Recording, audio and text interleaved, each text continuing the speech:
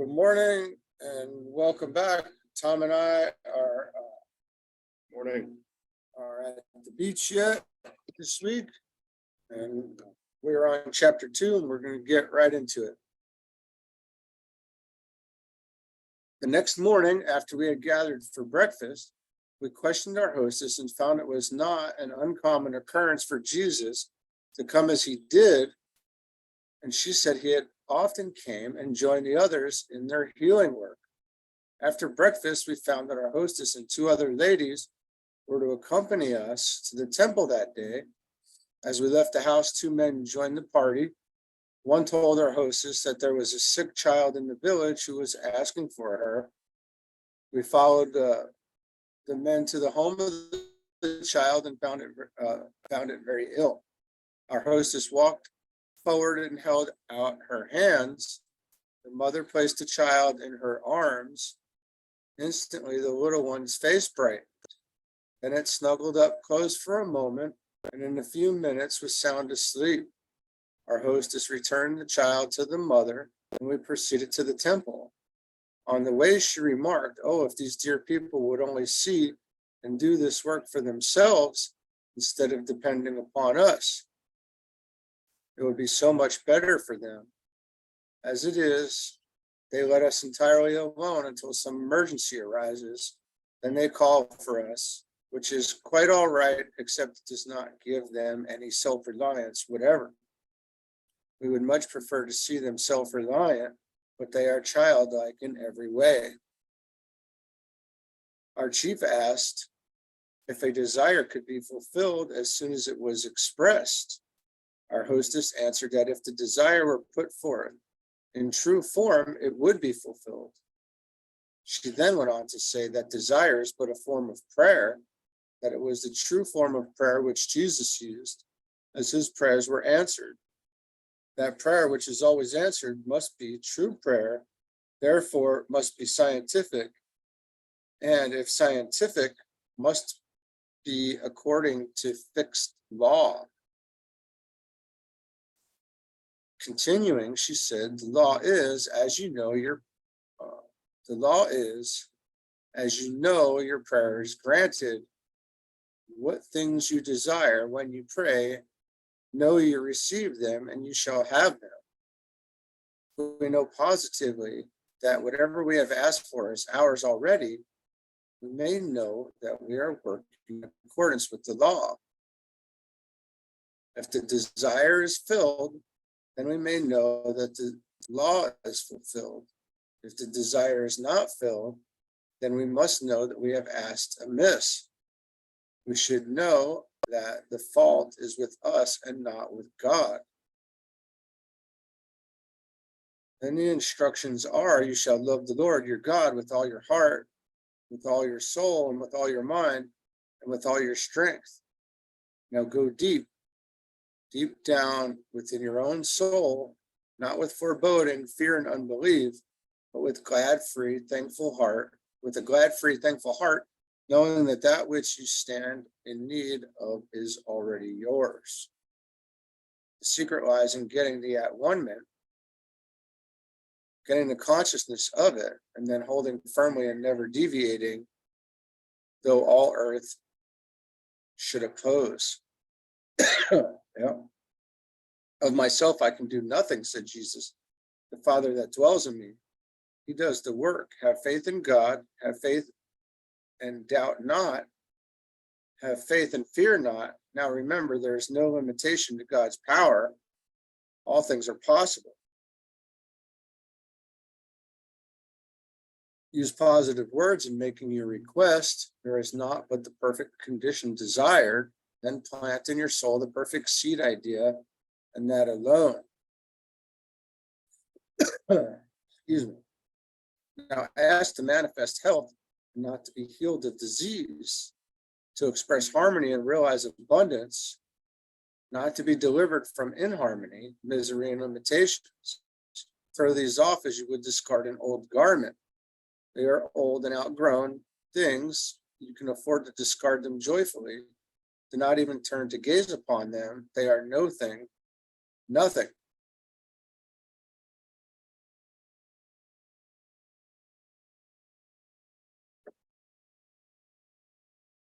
I'm gonna read that one more time because that's pretty important. So ask to manifest health and not to be healed of disease, to express harmony and realize abundance, not to be delivered from inharmony, misery, and limitation. What a perspective switch, right? It's always just that little tweak in perspective that that changes things.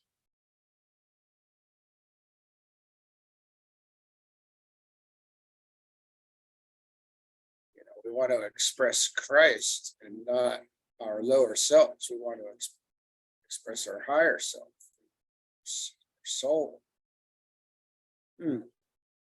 Fill the seemingly blank spaces about you with the thought of God, infinite good. Then remember the word God is a seed, it must grow. And it does grow. And it's unbelievable. Leave the how, when, and where to God. See, this is what we were talking about a little bit earlier. Yeah. You don't have to do this on these higher planes. We are not necessarily involved in the thing. It's God who's doing it. These things. Oh, and the Christian, oh man, it just kind of came to me. The Christians always say it, it's not by works of my own or something, right? It's not by works. You can't get there by works.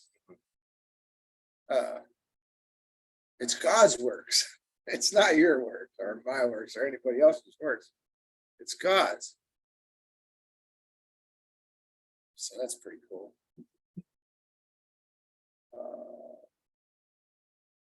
Leave the how, when, and where to God.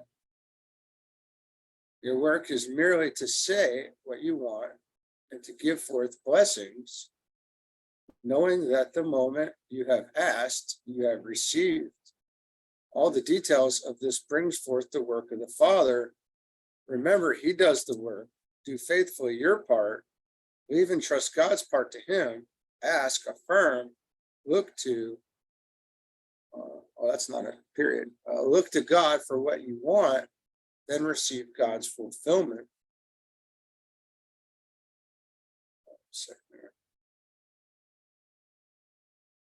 That's a powerful mind to be able to do this without doubt. You know, and that's a different thing, man. There's a lot of work that had to go into getting to that point. You can tell, you know, it's a lot to get to that point where you can just want it and then know it's coming. Because there had to have been the first time that it happened too. And you have to kind of grow into that thing, right? There's got to be a growing into it. That's a pretty high level of being that you must have already gotten to. Certainly, this is past the mind, right? This is past the mental plane, or beyond the mental plane. Because we would be looking towards intuition and to know what to ask and how and all these things. Man, it's very deep. Keep the thought of God's abundance always in mind. If any other thought comes, replace it with that of God's abundance and bless that abundance. Give thanks constantly, if need be, that the work is done. Do not go back again to the asking. Just bless and give thanks that the work is done, that God is working in you, that you are receiving that which you desire, for you desire only the good, that you may give out the good to all. Let this be in silence and in secret. Pray to the Father, pray to your Father in secret, and your Father who sees the secret of your soul will reward you openly.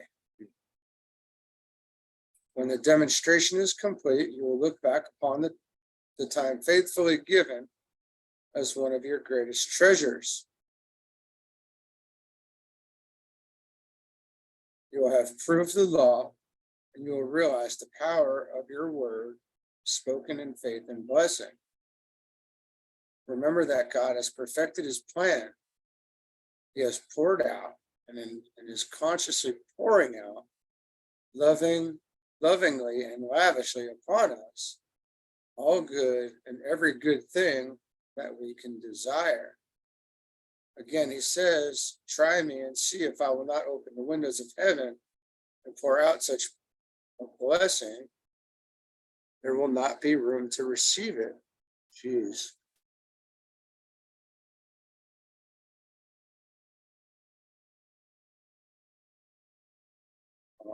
I'm not sure what this with all my heart came from. Is there a spot? Do you see with all my heart on yours? In your book? Yeah. Oh, this is a new section. Okay. Like a subsection. It's a subsection. Yeah. In the heart of my being, Father, I am one with you, and I recognize you as being the Father of all. You are spirit, omnipresent, omnipotent, omniscient. You are wise, love, wisdom, love, and truth, power and substance and intelligence, of which and through which all things are created. You are the life of my spirit, the substance of my soul, the intelligence of my thought. I am expressing you in my body and in my affairs. You are the beginning and the end, the very all of the good which I can express. The desire of my thought, which is implanted in my soul, is quickened by your life in my spirit. And in the fullness of time, through the law of faith, it is brought into visibility my experience. I know that the good I desire already exists in spirit in invisible form and but awaits the fulfillment of the law to be made visible. And I know that already I have. Yeah, it's great. Yeah, like a prayer. You know? So, yeah. Yeah, for sure.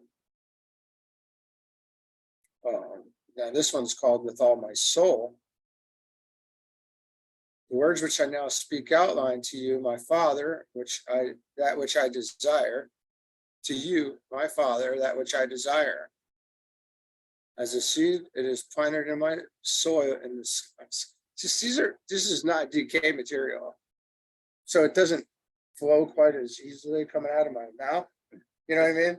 Like it's a little bit. It's the writing style is different, so it takes a minute to go back and forth. But as a seed, it is planted in the soil of my soul and moved upon by your quickening life in my spirit, and must come forth. I allow only you, spirit, wisdom, love, and truth to move in my soul. I desire only that which is good for all, and I now ask you, Father, to bring it forth. Father, within me I ask to express love, wisdom, strength, and eternal youth. I ask to realize harmony, happiness, and abundant prosperity, that I may have the understanding direct from you of the method of bringing forth from the universal substance that which will satisfy every good desire. That is not for self, Father, that I may have the understanding so that I may be of service to all your children. Well, this does sound a lot like something that Jesus had said in the Bible. Now with all my mind, that which I desire is already in visible form. I form in mind only that which I desire. As a seed begins its growth underground, in the quiet and in the dark, so does my desire now take form in the silent invisible realm of my soul. I enter my closet and shut the door. Quietly and confidently, I now hold my desire in mind as already fulfilled. Father, I now await the perfect outpicturing of my desire. Father, within me, I thank you that now in the invisible, the fulfillment of my desire is always established, and I know that you have poured out lovingly and lavishly to all an abundance of your treasure. that you have filled every good desire of my life, that I may partake of your opulent supply, that I may realize my oneness with you, that all your children may realize the same, and that whatever I have, I may pour out to help all your children. All that I have, I give to you, Father. Now, with all my strength, no act or thought of mine shall deny that I have already received in spirit the fulfillment of my desire, and it is now brought forth into perfect visibility. In spirit and soul and mind and body, I am true to my desire. I have perceived my good in spirit, have conceived it as a perfect idea in soul, and I have given true thought form to my desire. I now bring into visibility or true manifestation my perfect desire. I thank you, Father, that I now have love, wisdom, and understanding, life, health, strength, and eternal youth, harmony, happiness, and abundant prosperity, and the method of bringing forth from the universal substance that which will satisfy every good desire. Said I not unto you that if you would believe, you should see the glory of God? Understand that if it is not finished and your desire is not now visible, fault is within yourself and not with God. And I go back again to the asking, like Elijah, persist, hold out the cup until it is filled, pour out blessings and thanks that it is done now, though every mortal thought of error beset you. That's interesting, right?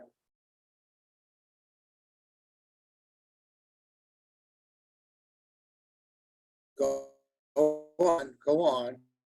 It is here now. And believe me, your Father comes knowing. That is the truth. That is so true.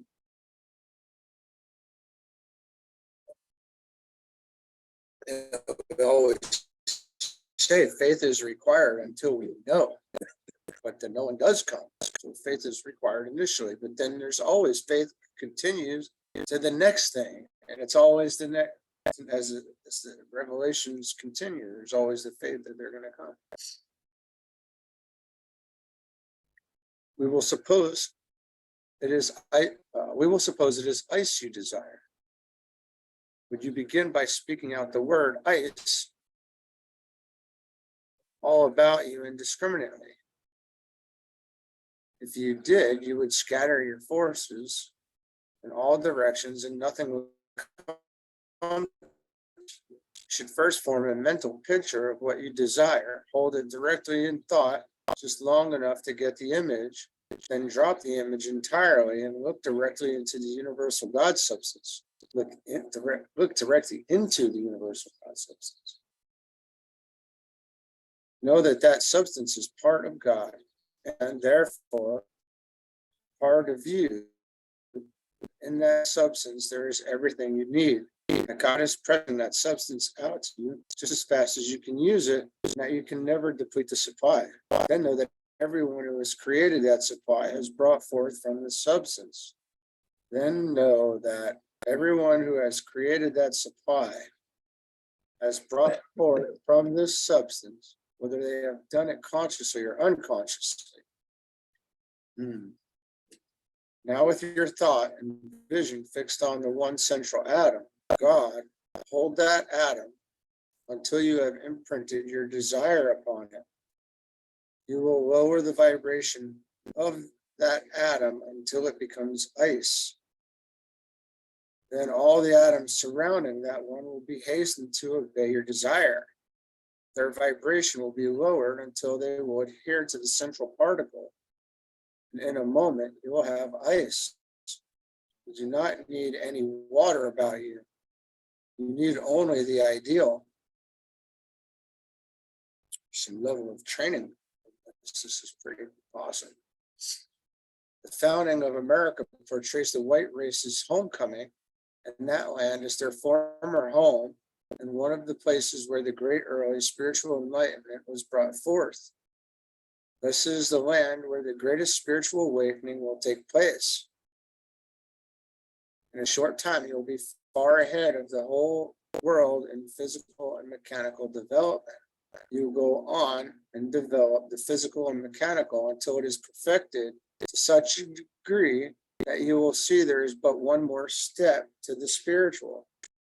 When that time comes, you will have the courage to take that step, There is a saying in your country that necessity is the mother of invention. Necessity placed you in a position where you are obliged to do that which seemed impossible. Your mode of accomplishment has made you a very material nation. With your mode of living, this has been necessary in order to survive. When you as a nation do touch the spiritual realm, the strides that you have made in the material will seem like child's play. Sorry. With the strong physical bodies and good perception you have developed, your race will become a light to all other nations. You will look back and wonder, as you are now looking back and wondering, why your forefathers used the stagecoach and the tallow candle when steam and electricity were all around them, just as is around you today. Had they abided by the law, they would have received and benefited as you have and will. And this is not the first time I've seen this, talking about the United States being the place of a revival, the center stage for it. You will find that the spiritual surrounds and is above the material. You will find that in the spiritual there is a higher law. And when you abide by that law, you receive the benefit, for the spiritual is just above and around the mechanical or material. Oh, and that's a term that Carly uses a lot. Mechanical. Yeah. Well. Read that again. This for the spiritual is just above and around the mechanical or material. It's just interesting. Mechanical is a key word there. Yeah, you'll find there's no more mystery in the spiritual than there is in the mechanical or the material. The things that appear difficult to you now will be simple, and you will surmount them just as readily as you are now surmounting the mechanical and material. It is the continual striving that does the work.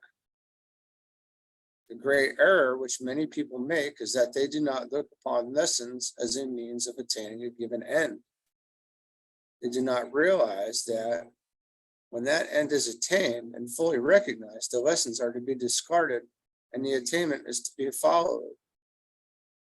Then, if they still wish to go on, they may pause for a moment and place what they have accomplished in their storehouse, sometimes called the subconscious. And after this step, the lessons leading to the further attainment which they seek may be taken up. But as soon as the goal is reached, they must again discard the lessons. In this way, they may go on, step by step, to the highest attainment. You will find that lessons are but steps in the stairway, and if you were to attempt to carry all the steps you have used to reach the top, the load would soon crush you. Besides, there would be no steps for you, for your brother to use as he follows on. Leaves the steps for him to use if he chooses. They have assisted you to reach the top. You do not need them any longer. You may pause a moment for breath or for a fresh inspiration to go on. The moment that inspiration has come, you can place your foot upon the next step and again place the attainment in the storehouse. Let go of all the lessons that brought you there, and there is nothing to encumber or hold you back. But if you look back to the lessons and do not hold your vision on the goal, you will, before you realize it, have fixed the lessons instead of the ideal the lessons would convey. You would. you will, before you realize it, have fixed the lessons instead of the ideal the lessons would convey.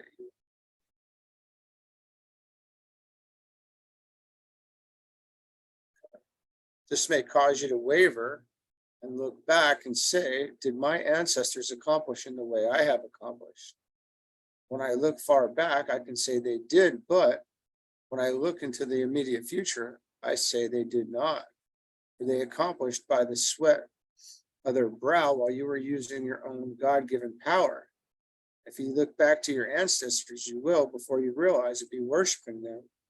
For with your creative ability, you will have brought forth that which you gazed upon. You will be living by their standards instead of your own.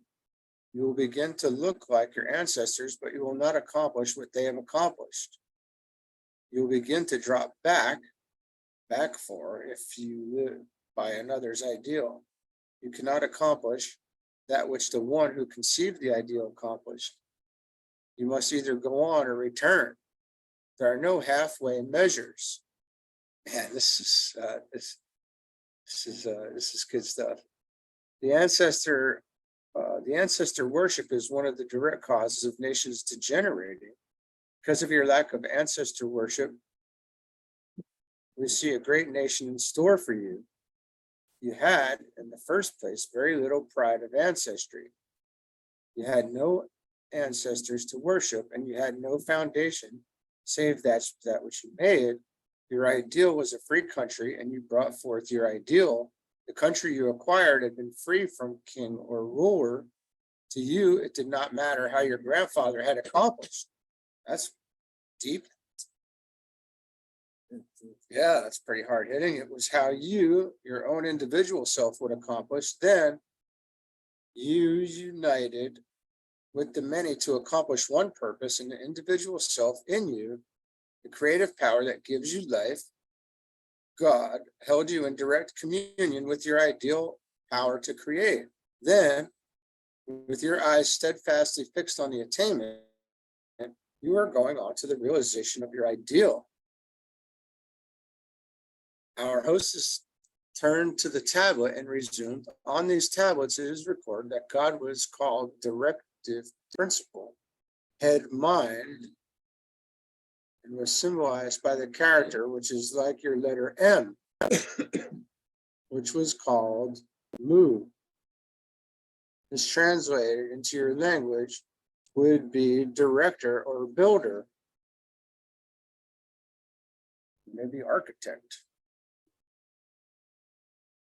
The directive principle was over all and controlled all. The first being he created was called the expression of the directive principle. He was created in form just like the principle, as the principle had no form, but his own to express by or through. This being which the directive principle created was the outer expression of the principle himself. He was created in the image of the principle, created in the image of God. As the directive principle had no other form to pattern after, the directive principle gave to his creation every one of his attributes, and this creation had access to everything that the principle had.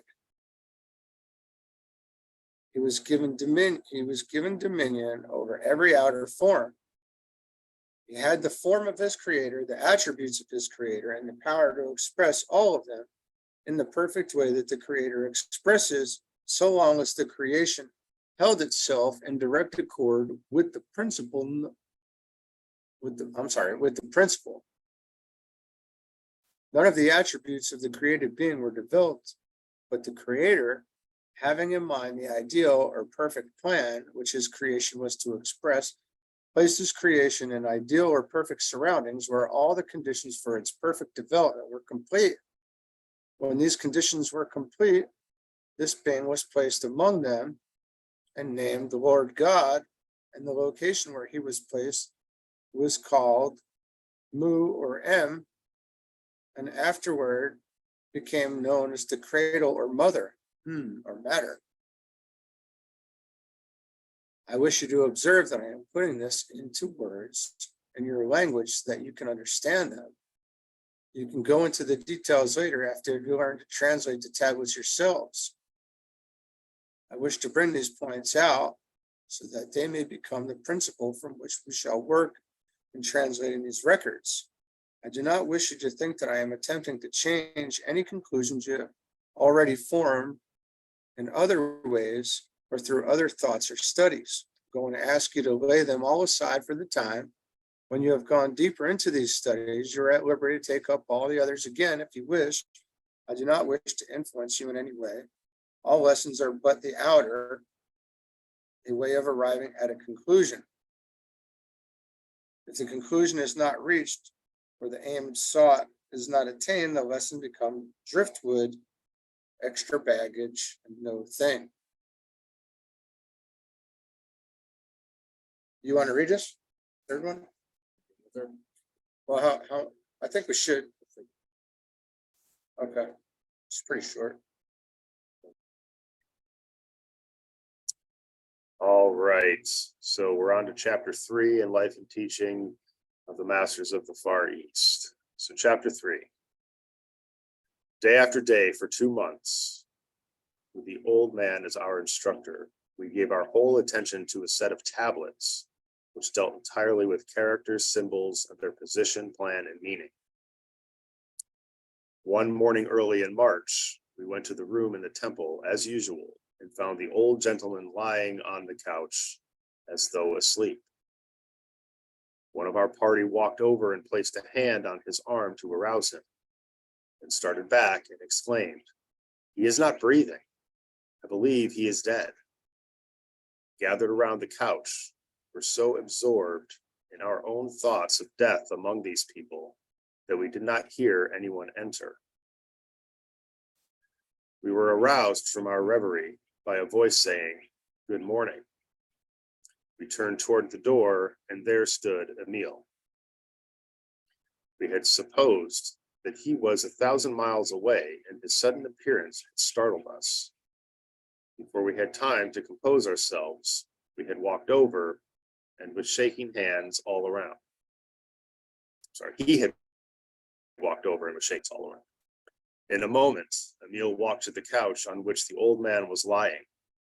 Placing his hand upon the old man's head, he said, "Here we have a dear brother who has departed from this earth, but has not been able to finish his work among us.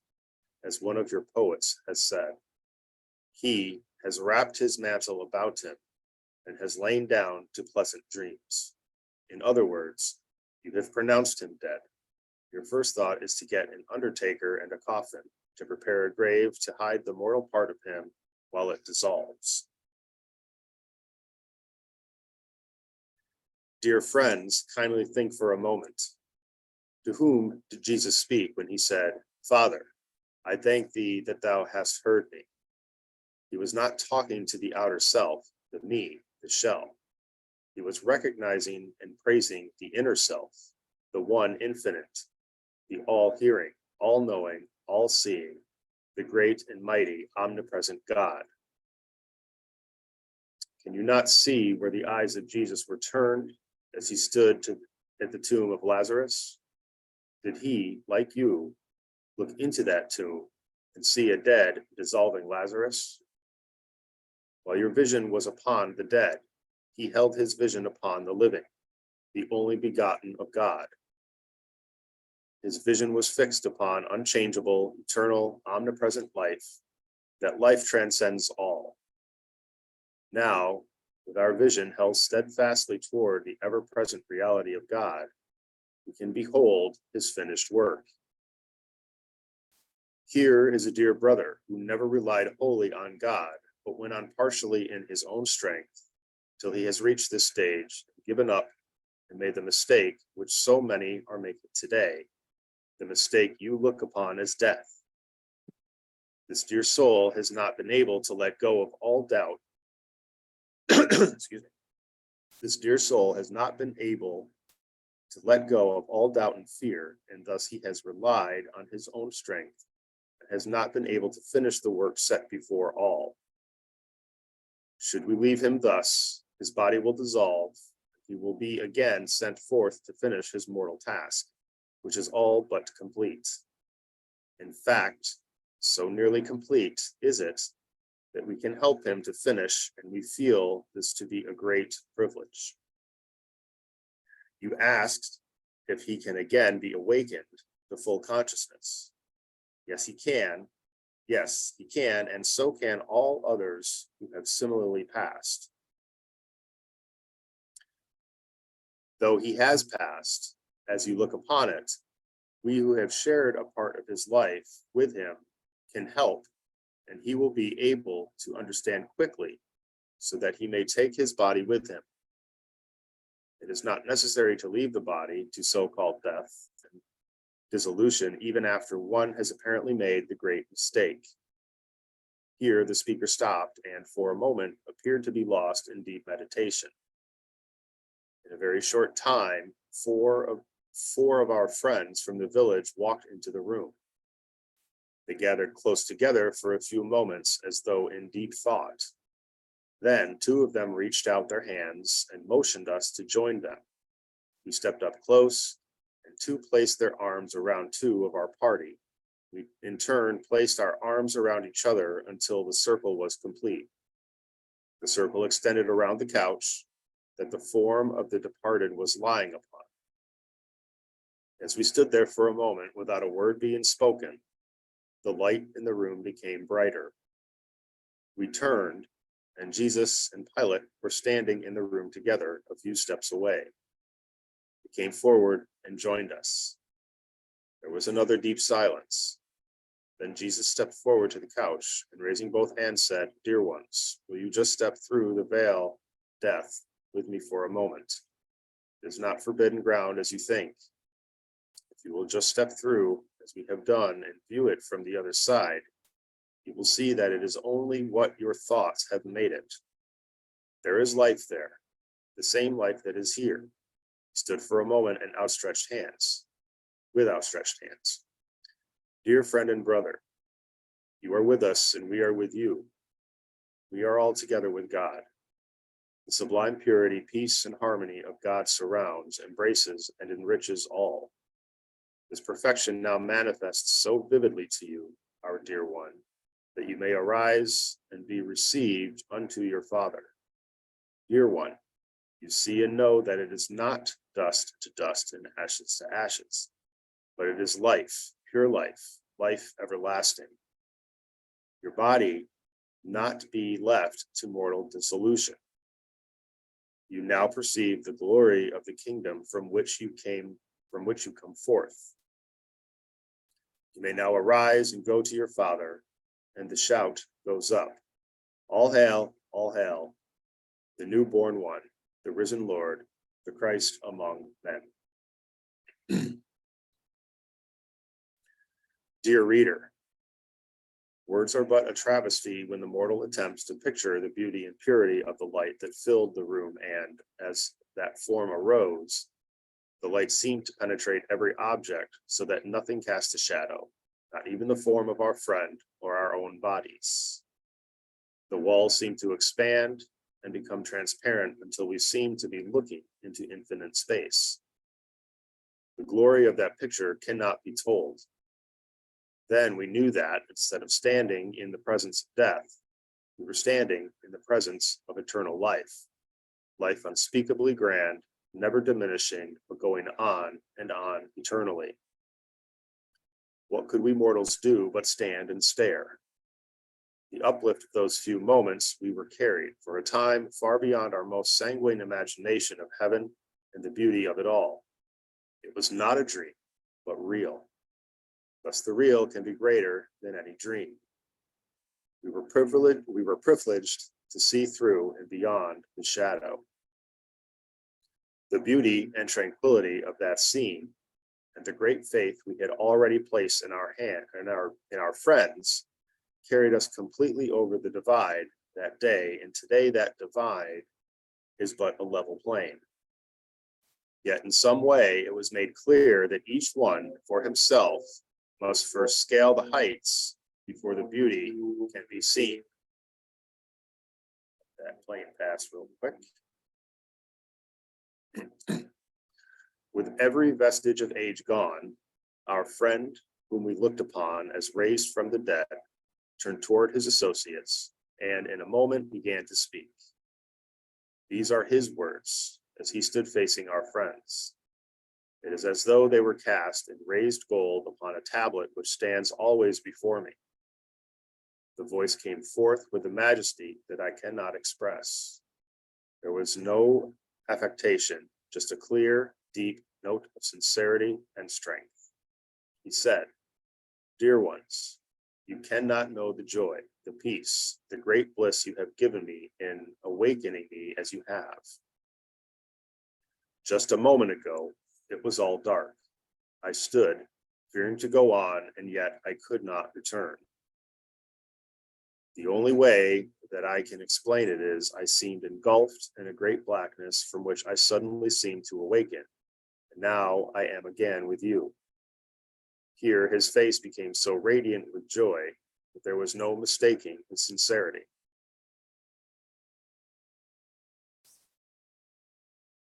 Then he turned to us and said, "Dear ones, how I love to think of our association.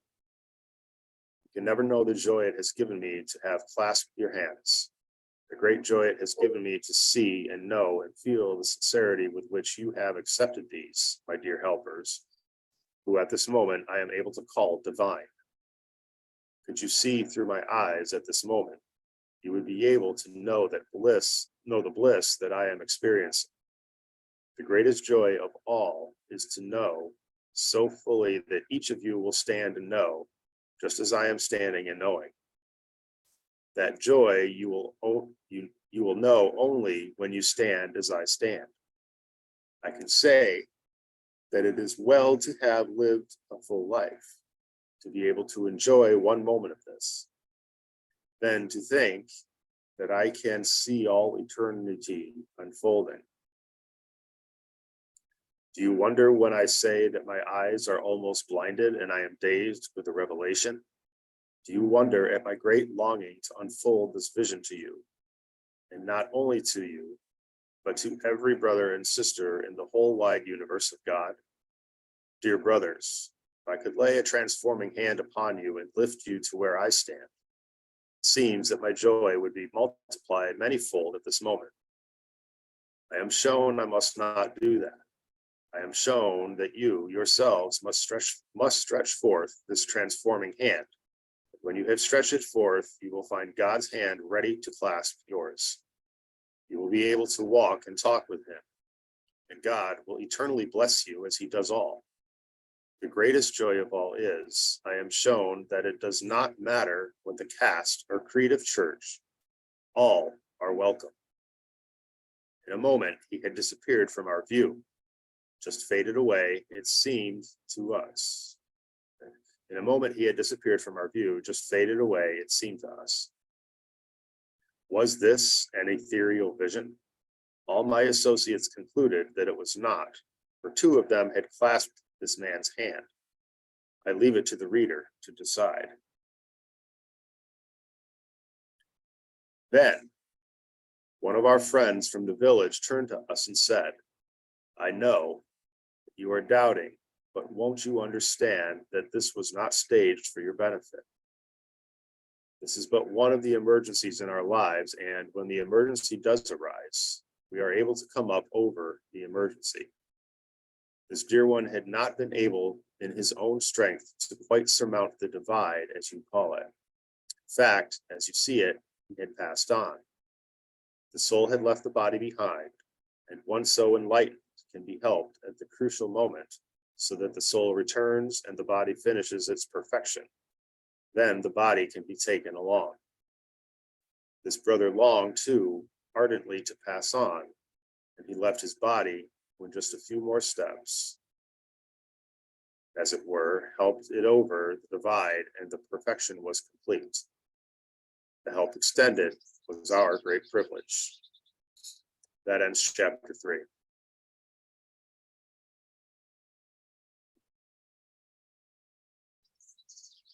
Did they just say he was enlightened again? It wasn't life, but he didn't take his body. But he wanted to go. The last chapter, the last paragraph. Let me read it again. One of our friends from the village turned to us and said, I know that you are doubting, but you won't understand that this was not staged for your benefits, but one of the emergencies in our lives. And when the emergency does arise, we are able to come up over the emergency. This dear one had not been able, in his own strength, to quite surmount the divide, as you call it. In fact, as you see it, he had passed on. The soul had left the body behind, and one so enlightened can be helped at the crucial moment, so that the soul returns and the body finishes its perfection. Then the body can be taken along. This brother longed too ardently to pass on, and he left his body when just a few more steps, as it were, helped it over the divide, and the perfection was complete. The help extends right at the end, yeah. Well, it says here, he took a few more steps, helped over the divide, and the perfection was complete. So it all came to a wrap.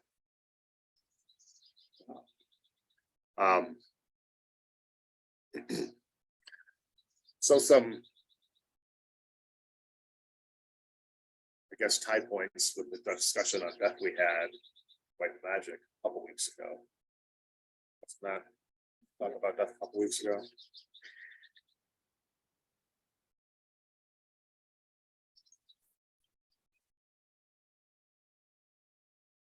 Any thoughts? No, ready to go. Yeah. Literally, yeah. Come get me. How long is this next one? Sometimes they're just short. Call it. Man, what's up to you if you want to go or you want to call it?